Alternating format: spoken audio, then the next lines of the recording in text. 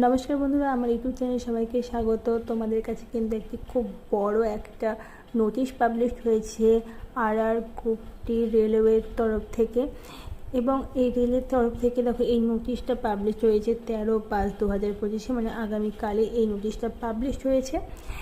তোমরা যারা এনটিপিসির form fill up করেছো তাদের কাছে কিন্তু খুবই বড় সুখবর। এনটিপিসির ফর্ম এর পরীক্ষার ডেট পাবলিশ হয়ে গেছে।